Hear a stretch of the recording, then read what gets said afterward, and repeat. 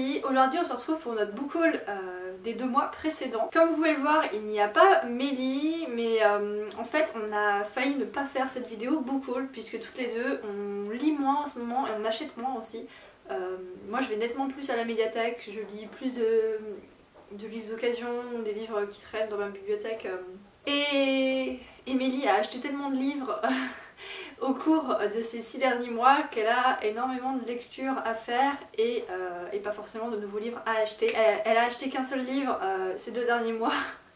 Du coup on mutualisera avec les livres qu'elle va acheter les 2 mois suivants. Et donc moi au début j'en avais acheté que 2, donc je me suis dit que ça ferait un petit peu maigre pour un book haul, mais finalement juste avant la fin du mois j'en ai acheté 2. Donc du coup 4 à vous présenter, c'est suffisant pour faire une vidéo je pense. Donc on va commencer avec le tome 2 de Au service de Sa Majesté la Mort de Julien Hervieux aux éditions Castelmore. J'avais lu le tome 1 dans le cadre du Pélib 2019 que j'avais lu en e-book et j'avais vraiment adoré, c'était quasiment un coup de cœur et j'ai donc eu envie de lire la suite puisqu'elle est sortie assez rapidement. Donc je l'ai lu.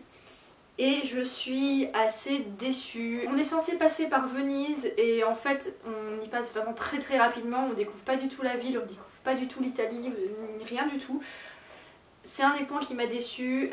Également la narration est un peu plus lente, un peu plus classique, le scénario est nettement plus classique et je suis arrivée à deviner des éléments de l'intrigue un peu trop facilement. Bon après ça reste du jeunesse donc c'est normal, mais par rapport au tome 1, j'ai trouvé ça un peu moins original et je pense voir où l'auteur veut nous amener et c'est quelque chose qui ne donne pas envie de lire la suite en fait. Donc je verrai bien. En tout cas si vous avez envie que je développe un peu plus, n'hésitez pas à me le dire puisque je pense pas faire de présentation sur ce tome 2. Ensuite j'ai dû faire mon achat de la saison, c'est chez France Loisirs et en ce moment j'ai pas trop d'envie de livres de chez France Loisirs, leurs livres me tentent pas particulièrement. Donc je me suis encore tournée vers un livre de la collection Piment. Il s'agit de Le bonheur arrive toujours sur la pointe des pieds de Tiphaine Hadday. Voilà, c'est un petit feel good, je l'ai lu, c'est sympathique. Au début on pense que c'est juste une romance mais à un moment donné ça prend une toute autre tournure et c'est vraiment assez sympathique, assez presque original et la fin est très touchante. Malheureusement j'ai pas été plus emballée que ça par l'écriture, par la façon dont les choses étaient amenées, donc le scénario tout simplement. Autant au début c'était presque addictif, puis au milieu ça s'est un peu ralenti. Mais bon, c'est un feel good, je lui demande pas grand chose de plus que de me faire passer un moment sympathique. Et donc les 2 derniers livres pour lesquels j'ai craqué, dans ces 2 derniers livres il y a une BD, c'est le tome 4 de Elana, L'Envol. Ça fait déjà un petit moment qu'il est sorti, je me suis pas jetée dessus à sa sortie puisque je savais pas du tout quand est-ce qu'il sortait et je l'ai découvert par hasard. J'imagine que vous le savez maintenant, Elana c'est une de mes sagas favorites de quand j'étais enfant. Et donc la BD me permet de retrouver cet univers que j'ai adoré et ce personnage qui m'a suivi pendant une partie de mon enfance et adolescence. Évidemment je l'ai lu quasiment tout de suite. J'aime beaucoup les planches, c'est vraiment des dessins très bien faits, très beaux. Et ça manque un peu de détails, c'est un peu lisse quand même, mais bon, si on n'a pas envie d'attendre 4 ans entre chaque tome, je pense qu'il ne faut pas être trop exigeante. Et je trouve vraiment qu'Elana est vraiment très bien représentée. Ça correspond, on va dire, à au moins 85% de la façon dont je la voyais quand je lisais la saga. Par contre la seule chose qui me déçoit c'est les couvertures des 2 derniers tomes, donc du tome 4 et du tome 3 qui je trouve ne correspondent pas tout à fait à l'Elana que je me figurais. Notamment le tome 4 où elle est dans les bras de Nilem, je trouve que c'est pas ce qui la caractérise le plus et c'est surtout qu'en fait c'est une femme libre qui ne dépend de personne et qui n'a certainement pas besoin de Nilem. Et donc voilà, donc la couverture me dérange un peu, surtout que sur les réseaux sociaux l'éditeur montre différentes planches et différents choix qu'ils ont pour leur couverture et parmi celles proposées il y en avait qui me plaisaient davantage et qui représentaient nettement mieux Elana, donc je suis un peu déçue mais bon c'est pas l'essentiel.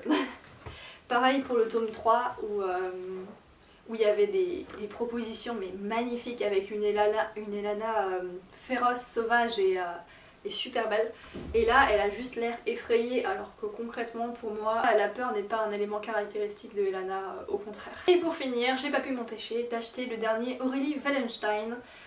Il s'agit de Mère Morte. Ça fait un moment que je ne lis quasiment plus que de la fantasy ou du feel good, donc des lectures un peu trop jeunesse un peu trop facile, où en général l'histoire se finit bien pour tout le monde, quasiment, avec très peu de sombre, avec très peu de dénonciation. Ça va me faire du bien de me replonger dans les univers d'Aurélie Wallenstein, avec sa façon de décrire les choses très sombre, très pleine de profondeur, pleine de cynisme, pleine de plein de choses. C'est une histoire où les mers et les océans ont disparu. Les animaux marins sont morts, mais il existe toujours en tant que fantômes, donc il y a des espèces de marées fantômes qui déferlent sur le monde, avec des spectres dedans qui veulent se venger. Pour survivre, l'humanité fait appel à des exorcistes. Et donc on va suivre l'un d'eux qui s'appelle Ural, qui va être sur un bateau pirate je crois, et qui va traverser les mers mortes. Donc voilà, ça promet énormément de choses et j'ai vraiment très hâte de le lire. Voilà, ce book haul est terminé, j'espère qu'il vous aura plu. N'hésitez pas à me dire si vous avez lu les livres que je vous ai présentés, si vous avez envie de les acheter, ce genre de choses. Et notamment si vous êtes d'accord avec moi sur les points que j'ai soulevés. D'un côté, j'espère que j'aurai acheté des livres pendant les 2 mois suivants pour pouvoir vous les présenter parce que j'aime bien tourner les book hauls. Mais d'un autre côté, j'espère l'inverse puisque j'essaye d'acheter moins de livres. Pas pour lire moins, hein, c'est pas du tout mon but, mais pour lire plus de livres d'occasion et pour avoir moins de livres chez moi parce que j'en ai déjà énormément. Si un jour je veux déménager ou n'importe quoi, ça va être compliqué. J'espère que tout va bien pour vous et je vous souhaite de très bonnes lectures jusqu'à notre prochaine vidéo.